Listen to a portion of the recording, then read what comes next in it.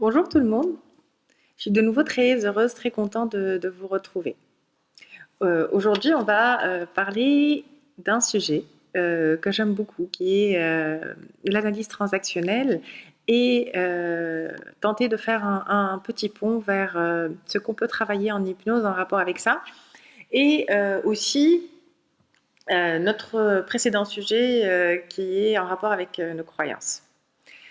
Donc, d'après Eric Berne, le père et le fondateur de l'analyse transactionnelle, euh, eh bien, la manière dont on interagit, donc nos interactions avec nous-mêmes, avec le monde, avec l'environnement, avec les autres, va conditionner notre évolution vers un scénario de vie. Un scénario de vie qui est soit gagnant, soit non gagnant, soit perdant. Un scénario de vie gagnant, c'est un scénario de vie où on réussit tout en étant tout à fait aligné avec ses valeurs, avec ce qu'on incarne donc à l'intérieur, donc réussir tout en étant heureux. Euh, et ça, c'est le premier scénario. Le deuxième scénario, c'est un scénario de réussite sociale sans pour autant se sentir bien à sa place dans ce qu'on fait. Donc, c'est ce qu'on appelle le scénario non gagnant. Et ça donne quelque part une sensation de vide intérieur qui fait qu'on a toujours besoin d'aller se divertir, entre guillemets, se divertir de soi et de sa vie. Ce qui nous amène à avoir tout le temps envie, par exemple, d'aller faire la fête le week-end ou de sortir. C'est-à-dire que c'est comme si c'était une libération le week-end de ce qu'on incarnait pendant notre semaine. Alors, le troisième scénario, c'est le scénario perdant. Et ce scénario-là, c'est un scénario d'échec total où on est vraiment dans la frustration, dans la suradaptation. On est vraiment dans une spirale d'énergie négative, en fait. Et du coup, comment c'est expliquer tout ça? Comment on passe de l'interaction vers l'évolution vers un scénario ou un autre? Eh bien, à travers tout un cheminement dans la vie. Ça commence quand on est tout petit, à travers des signes de reconnaissance, donc les marques d'attention qu'on va avoir quand on est enfant. Ces marques d'attention, ces signes de reconnaissance peuvent être positifs ou négatifs, comme elles peuvent être conditionnelles ou inconditionnelles. C'est-à-dire qu'en général, quand on va avoir un signe de reconnaissance conditionnel, il est conditionné par le faire, donc il a un rapport avec ce qu'on fait. Quand il est inconditionnel, il est en rapport avec ce qu'on est. Je m'explique un petit peu. Un signe de reconnaissance positif pour un enfant ou pour un adulte d'ailleurs, c'est s'il est conditionnel et positif, ça va être par exemple ah oui, très bien, je suis fière de toi, tu as fait un très beau dessin, bravo. Un signe de reconnaissance inconditionnelle positif, ça va être plutôt tu es magnifique, tu es génial, tu es extraordinaire. Et je vous laisse deviner pour les signes de reconnaissance conditionnels et inconditionnels négatifs. Donc, ces signes de reconnaissance-là vont conditionner notre rapport au monde et notre développement. Et du coup, notre manière de recevoir l'information. Et ces signes de reconnaissance vont nous mener vers des formes avec lesquelles on va interagir. Donc, c'est ce qu'on appelle les mini-scénarios. Et les mini-scénarios, ils sont au nombre de 5. Donc, le fait plaisir, le soit parfait, le fait effort, le soit fort, le fait vite. Sont des formes avec lesquelles on va interagir avec notre environnement, avec les autres, etc. Et c'est pour nous notre manière de mériter ou pas l'amour. Parce que pour l'enfant, justement, tout est relié à cette notion de je mérite l'amour ou je ne mérite pas l'amour. Par exemple, pour quelqu'un qui est dans un mini scénario soit parfait, dominant, ça va être une personne qui va, en général, essayer d'éviter les erreurs au maximum parce qu'elle a tendance à croire, que, ben, si on n'est pas parfait, on ne mérite pas d'être aimé. Le fait effort, ça va être, si je ne fais pas d'effort, bah, je ne vais pas être aimé. C'est des personnes qui vont plutôt croire que la valeur des choses vient dans leur complexité, si c'est dur, si c'est fait avec beaucoup d'efforts, etc., eh ben, ça mérite hein, sa valeur. Et par contre, les choses faciles n'ont pas de valeur. Ça complique un petit peu la vie hein, quand même. Pour les personnes qui vont être dans le soi fort, c'est des personnes qui vont avoir beaucoup de mal à exprimer, par exemple, leur tristesse, leur fragilité, leur émotion.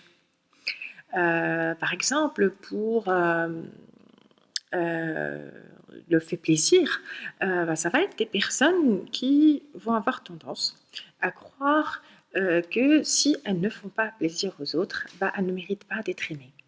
Et ce qui va se passer, c'est que en général, ces personnes-là, bah, elles vont avoir beaucoup, beaucoup de mal à dire non. Euh, et puis voilà, donc le fait vite aussi, ça va être en rapport avec oui, je mérite l'amour si je suis rapide, etc. Et que ça va donner des personnes qui croient que si elles font pas vite les choses, etc., bah, elles dérangent leur entourage. Et puis elles vont se mettre dans une dynamique où elles vont peut-être être moins attentives à ce qu'elles font, parce que bon, elles vont faire les choses de manière active et rapide. Voilà, ça c'est pour les mini-scénarios. Et la manière dont on vit justement ces mini-scénarios, parce qu'on en a toujours un, deux ou trois qui sont dominants en fonction des personnes, en moyenne c'est deux. Donc la manière avec laquelle on va vivre ces mini-scénarios-là de manière plus ou moins équilibrée, plus ou moins donc, comment dire, lourde ou plus ou moins gérée, et ben, on va évoluer vers un scénario ou un autre. Alors, comment ça se pose tout ça? Pour vivre toute cette aventure humaine, justement, eh bien, Eric Berne nous expose trois états du moi. Donc, on va interagir dans tout ça à travers trois structures qu'on a qui sont donc les états du moi. Donc, dans chaque personne, on va avoir l'état du moi enfant, l'état du moi parent et l'état du moi adulte. Donc, c'est pas aussi simple parce que en plus, dans l'état du moi parent, on va avoir le parent normatif qui met en place les règles, etc., les lois, etc., ce qu'il faut faire, ce qu'il ne faut pas faire, etc. Et de l'autre côté, l'état du moi parent nourricier qui lui va être en contact avec les autres, il va se charger du lien, qui va être plutôt dans le je prends soin. Donc, il y en a déjà deux. Ensuite, on a l'état du moi adulte qui lui, est juste chargé de recevoir l'information, de l'analyser. Où il n'y a pas d'émotionnel en fait là-dedans. Et puis, l'état du moi enfant qui est extrêmement relié à notre côté émotif et qui est l'état du moi qui se forme en fait en rapport avec tout ce qu'on reçoit comme émotion gérée ou non gérée quand on est enfant. Et là encore, donc on va avoir l'état du moi enfant libre, et de l'autre côté, on va avoir l'enfant adapté. L'enfant adapté, il peut être soumis, il peut être manipulateur et il peut être rebelle. Et du coup, ça donne tout son sens à cette façon qu'on a de dire, par exemple, en hypnose, qu'on est vraiment multiple, qu'on a plusieurs parts à l'intérieur de nous, ces parts inconscientes qui nous régissent, qui nous agissent et qui sont très souvent en action sans qu'on en prenne conscience. au quotidien, et quand on ne travaille pas dessus, bien sûr. Et puis, à partir de tout ça, on peut imaginer que chaque personne avec ses multiples états du moi, euh, qui vont interagir ensemble, mais elle va interagir aussi avec les états du moi de l'autre personne qui est en face. Mm. Et ces transactions, parfois elles sont simples, parfois elles sont fluides, parce que tout simplement elles sont entre eux, elles n'impliquent qu'un seul état du moi de chaque côté. C'est-à-dire que par exemple, ces transactions-là sont complémentaires. On peut continuer à discuter jusqu'à l'épuisement du sujet. Alors, il y a d'autres types de transactions, évidemment, qu'on appelle les transactions croisées. Les transactions croisées, c'est quand ça implique deux états du moi de chaque côté. C'est-à-dire que ce n'est pas l'état du moi qui est visé par la transaction qui la reçoit, mais un autre état du moi. Et puis, on répond à partir aussi d'une autre sphère que celle que l'autre personne avait choisi de solliciter. Alors, les plus grands pièges de communication sont plutôt les pièges dans lesquels on tombe à travers ce qu'on appelle les transactions à double fond. Pourquoi les transactions à double fond? Parce qu'elles impliquent deux plans, un plan social verbal et un autre plan psychologique. Donc, un plan psychologique qui est caché, effectivement, et je m'explique. C'est-à-dire que on va lancer une transaction, donc dire quelque chose qui semble tout à fait ordinaire et mettre une intention cachée dans cette phrase-là, un sous-entendu. Par exemple, si j'interagis avec une personne sur un plan professionnel, où normalement on n'a pas d'émotion du tout, que je pose une question qui est reçue de l'autre côté d'une certaine manière, et que la personne choisit de me répondre, par exemple, oui, ça se voit très bien que tu comprends ce que je te raconte. Dis donc, quelle capacité d'analyse, hein. Alors, d'un côté, je vais recevoir sur le plan verbal l'information émise comme étant quelque chose de tout à fait normal. Et sur le plan psychologique, je peux avoir plusieurs types de réactions. Et ça dépend des personnes. Pour certaines personnes, et en fonction des expériences vécues, de notre passif, de comment on est, de notre structure psychologique, on va, par exemple, recevoir l'information en se disant pour qui elle se prend pour me parler comme ça. Ou alors se dire oui, je suis nulle, effectivement, j'ai aucune capacité d'analyse, cette personne a raison, etc. Ou alors, de l'autre côté, par exemple, répondre de manière agressive et agresser la personne en face en se disant oui, elle n'a pas le droit de sortir du cadre professionnel, pour qui elle se prend, etc., etc., etc. Et ou pire encore, lancer une autre transaction à double fond. Et puis, ce genre de transaction, c'est la meilleure porte d'entrée vers les jeux psychologiques, donc vers le triangle de Karpman, le triangle dramatique, qui implique le sauveur, la victime et le persécuteur. Et à partir de là, donc il va y avoir un échange qui va se poursuivre de cette manière. Et en général, cet échange-là ne peut aboutir qu'à des signes de reconnaissance qui sont négatifs. À la fin, avec un coup de théâtre au milieu, etc. Et ce sont d'énormes pièges de communication qui nous plongent dans une manière de recevoir et de réagir à l'autre qui est loin d'être glorieuse. Alors oui, évidemment, On n'est pas le même dans toutes les situations et on n'a pas le même degré d'interaction en fonction des situations et des personnes. Et ça dépend fortement de l'intensité justement de la relation. Et en analyse transactionnelle, on appelle ça l'échelle de structuration, d'organisation du temps. Donc, il y a plusieurs manières de structurer son temps.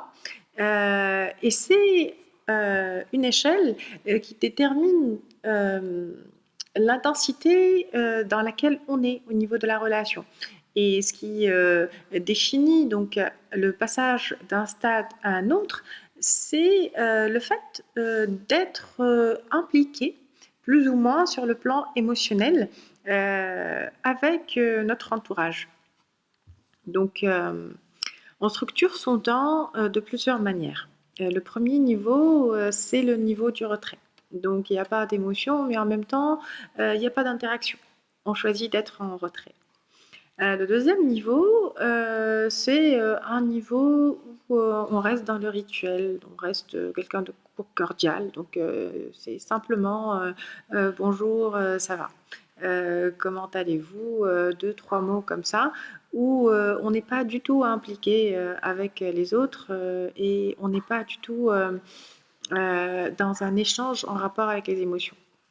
Le troisième niveau, c'est ce qu'on appelle le niveau passe-temps. C'est-à-dire qu'on va être en interaction avec les autres, mais l'interaction va être autour de discussions, de sujets, en général en rapport avec des expériences qui sont passées, où on parle de souvenirs, etc., ou de sujets juste comme ça pour passer le temps. Le niveau qui vient juste après, c'est le niveau d'activité, c'est-à-dire que les gens se réunissent, interagissent pour un objectif commun. C'est un niveau qui est déjà plus évolué que les autres, mais où on reste, par exemple, sur une relation très professionnelle et pas du tout dans l'émotion. Alors, là où on commence à avoir de l'émotion, là où on va vers les stades les plus intenses au niveau de la relation, c'est quand on passe de là vers donc soit les jeux psychologiques dont on parlait tout à l'heure, soit vers ce qu'on appelle le niveau d'intimité. Alors la différence entre les jeux psychologiques et le niveau d'intimité, c'est que dans les jeux psychologiques, eh bien, on va être dans la justification d'un comportement, alors que dans la relation intime, on va être dans la recherche réelle de solutions. L'être humain a toujours tendance à chercher à être plus en intimité avec l'autre sans pour autant l'assumer. Donc, le fait de rester dans les jeux psychologiques, ça donne une fausse proximité en fait. Et du coup, on y va. Surtout nous, dans notre culture méditerranéenne, on a été beaucoup élevés dans des modes de communication où on va lancer assez souvent des appâts pour être dans les jeux psychologiques. Alors en gros, les jeux psychologiques, ils vont nous permettre, comme on disait, d'approcher l'intimité sans en prendre le risque. Donc on va être dans une fausse proximité. On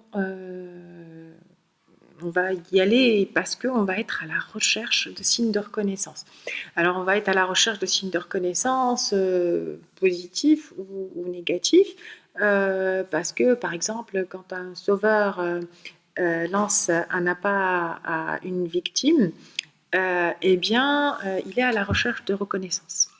Donc, du coup, il est à la recherche de signes de reconnaissance positifs, sauf qu'il y a très peu de chances qu'il les reçoive. Et ça, c'est la particularité des jeux psychologiques. Là où ça se pose, justement, au niveau des jeux psychologiques, c'est qu'ils maintiennent cohérente notre vision du monde, donc notre cadre de référence et nos croyances, et surtout nos croyances limitantes. Donc nos croyances limitantes à la fois sur nous-mêmes et sur les autres et sur le monde. Et du coup, ils rendent le monde prévisible. Parce que même si notre perception du monde, elle est celle d'un monde qui est dangereux ou d'un monde qui est dur à vivre, etc., on préfère avoir celle-là et avoir des croyances qu'on connaît déjà, avec des conséquences qu'on connaît déjà, parce que le cerveau, il adore en fait avoir à justifier cette logique qu'il a mis tellement de temps à mettre en place, juste pour que les choses soient prévisibles, parce que c'est rassurant pour l'humain que les choses soient prévisibles. Mais ça nous conditionne dans des comportements et dans des résultats qui ne sont pas toujours les meilleurs pour nous. Alors, ça nous maintient aussi dans des relations symbiotiques. Et ça nous maintient dans des positions de vie en mode défensif. Et là, on va aborder les positions de vie. Vous savez sans doute que fondamentale, sur laquelle il va se baser pour aller vers un scénario ou un autre. Les positions de vie, ça va être je suis OK, mais l'autre n'est pas OK. Donc ça donne des personnes qui sont très souvent arrogantes et qui sont toujours dans la faute aux autres. Après, on va voir une autre position de vie où nous, on n'est pas OK et c'est toujours l'autre qui est OK. Et ça, c'est une position de vie plutôt dépressive, où on va se dévaloriser, où on va tout le temps se sentir lésé dans son estime de soi. Ensuite, on va avoir une troisième position de vie où on n'est pas OK et le monde n'est pas OK non plus.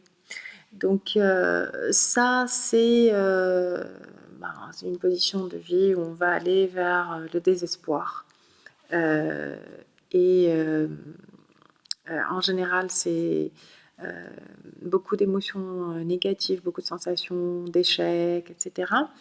Et c'est une position qu'on appelle la position dérisoire ou désespérée. La position où on réussit, c'est la position où on se dit que on est OK et que le monde aussi est OK.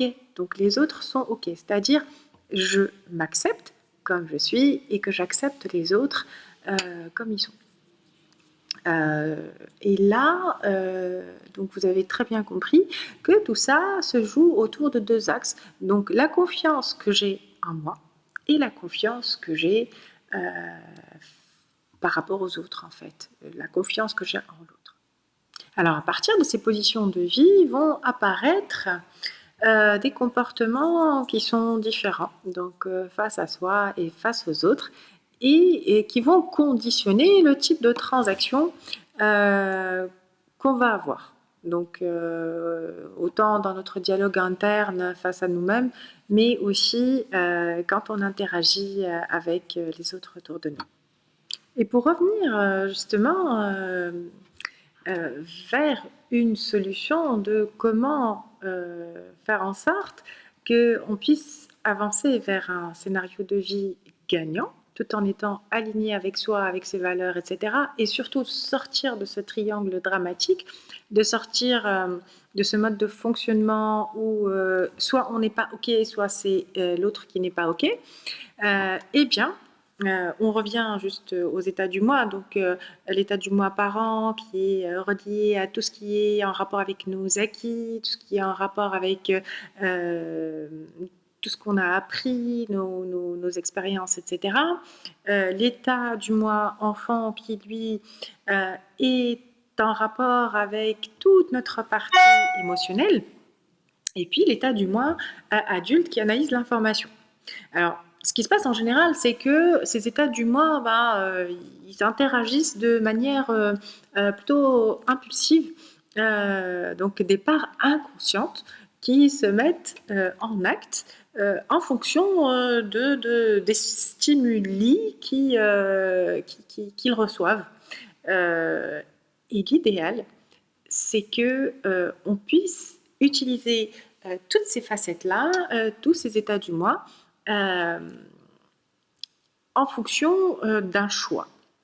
Un choix qu'on fait à travers notre adulte. Donc, l'état du moi adulte qui, lui, va analyser l'information. C'est comme une sorte de prise de recul, en fait, et sans émotion, donc juste prendre du recul, analyser l'information et choisir quelle facette on va mettre en acte pour répondre à la transaction qui a été émise par l'autre. Donc, ne pas prendre les choses de manière comme ça, vive, en fonction de ce qui arrive comme ça, mais plutôt d'apprendre à prendre du recul, à analyser l'information et à choisir en fonction des situations quelle est la meilleure facette qui pourrait répondre à ce qu'on a reçu. Alors le but de l'analyse transactionnelle, c'est d'évoluer justement de ce triangle dramatique, le triangle de Karpman, de la victime, du sauveur et du persécuteur, vers ce qu'on appelle le triangle positif ou le triangle d'or. Donc le triangle d'or, c'est le triangle des 3 P, le triangle de la permission, le triangle de la protection et de la puissance. Alors, comment ça se pose de nouveau tout ça? Donc, notre parent normatif, qui lui est en charge des règles, des lois, de ce qu'il faut faire, de ce qu'il ne faut pas faire, etc., eh bien, il va être connecté à cette notion de protection. Donc, il est là pour mettre en place les garde-fous, pour nous aider à mettre en place des limites qui nous protègent. De l'autre côté, notre parent nourricier qui, lui, est responsable du lien qu'on peut avoir avec soi, celui qui prend soin de nous-mêmes, mais aussi des autres, eh bien, ce parent nourricier, c'est le parent qui peut nous permettre d'exprimer nos émotions. Donc, ça devient tout ce qui était refoulé, en fait, c'est comme si il y avait quelque chose en nous qui nous permettait de l'exprimer. Et puis, de l'autre côté, la puissance, eh bien, en général, c'est connecté à ce pouvoir de créativité. La créativité, eh ben, elle est liée à notre côté enfant libre. Donc, et puis, un enfant libre qui est en nous, à qui on permet d'exprimer des émotions, eh ben, il peut être hyper créatif et nous connecter à notre puissance intérieure. Et tout ça va nous amener vers, en général, donc la réussite, donc un scénario de vie gagnant. Donc tout ce qui est en rapport avec je suis alignée avec mes croyances, avec mes valeurs, mes importants, ma mission, ce que j'incarne, etc. Alors, en hypnose, imaginez juste que eh bien, il y ait un dialogue pour débloquer ce qui se passe en nous entre ces différentes parties. Imaginez simplement que notre partie adulte, eh ben, elle pose des questions à notre enfant, et que, donc à notre partie émotionnelle, et que de l'autre côté, ben, celui qui écoute, eh ben, ça va être notre parent nourricier. Donc notre parent qui a un lien, qui a l'habitude de prendre soin, qui est bienveillant, qui a cette capacité d'écouter sans jugement. Donc imaginez qu'on puisse travailler comme ça, et puis amener la personne à faire un lien entre son objectif et ce qui la motive en fait de l'intérieur, en termes de désir profond, en termes d'important, en termes de notion de plaisir, qu'est-ce qui fait plaisir réellement, et vers où on a vraiment envie d'aller et par quoi on est vraiment motivé et qu'est-ce qui nous donne de l'énergie réellement pour avancer. Et comme on le fait en séance d'hypno, eh ben, on peut le faire aussi en auto-hypnose en s'auto-interviewant. Euh, Imaginez que la partie adulte pose la question à la partie enfant. En lui disant, en ayant ce type d'interaction ou ce type de transaction, ou en étant, par exemple, dans telle situation avec telle émotion, qu'est-ce qui se passe pour toi? Et puis, qu'est-ce que tu ressens exactement quand tu es là-dedans? Et qu'est-ce qui est vraiment important derrière tout ça? Imaginez juste qu'on se donne intérieurement la parole, qu'on se donne la permission d'exprimer, de dire les choses, qu'on se donne la possibilité de s'écouter soi-même en fait, avec bienveillance. Et puis, poser la question à cet enfant, nous qu'on écoute très rarement, en lui disant « Et si ça se passait mieux pour toi, eh ben, ça se passerait comment à ton avis ?» Et qu'est-ce qu'il faudrait qu'il change pour que ça se passe mieux? Qu'est-ce que tu pourrais apprendre à faire pour que ça se passe mieux? Qu'est-ce qui pourrait t'aider à faire mieux? La personne à faire un lien entre son objectif et ce qui la motive en fait de l'intérieur, en termes de désir profond, en termes d'important, en termes de notion de plaisir, qu'est-ce qui fait plaisir réellement, et vers où on a vraiment envie d'aller et par quoi on est vraiment motivé et qu'est-ce qui nous donne de l'énergie réellement pour avancer. Et comme on le fait en séance d'hypno, eh ben, on peut le faire aussi en auto-hypnose en s'auto-interviewant. Imaginez que la partie adulte pose la question à la partie enfant. En lui disant, en ayant ce type d'interaction ou ce type de transaction, ou en étant, par exemple, dans telle situation avec telle émotion, qu'est-ce qui se passe pour toi? Et puis, qu'est-ce que tu ressens exactement quand tu es là-dedans? Et qu'est-ce qui est vraiment important derrière tout ça? Imaginez juste qu'on se donne intérieurement la parole, qu'on se donne la permission d'exprimer, de dire les choses, qu'on se donne la possibilité de s'écouter soi-même en fait, avec bienveillance. Et puis, poser la question à cet enfant, nous qu'on écoute très rarement, en lui disant « Et si ça se passait mieux pour toi, eh ben, ça se passerait comment à ton avis ?» Et qu'est-ce qu'il faudrait qu'il change pour que ça se passe mieux? Qu'est-ce que tu pourrais apprendre à faire pour que ça se passe mieux? Qu'est-ce qui pourrait t'aider à faire mieux? Qu'est-ce qui pourrait t'aider qu'est-ce qui te manque aujourd'hui pour que tu puisses aller vers ce vers quoi tu as envie de tendre ou de devenir?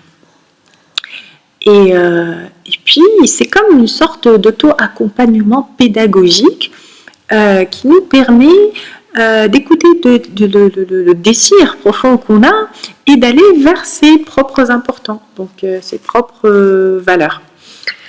Et c'est comme ça que l'AT met en avant le fait que la puissance va être directement la conséquence de la protection, c'est-à-dire des règles de jeu et de fonctionnement qu'on va mettre nous-mêmes avec nous-mêmes à travers notre parent normatif et de la permission que la personne s'est donnée pour écouter, comprendre et exprimer ce qu'elle ressent, donc ses émotions.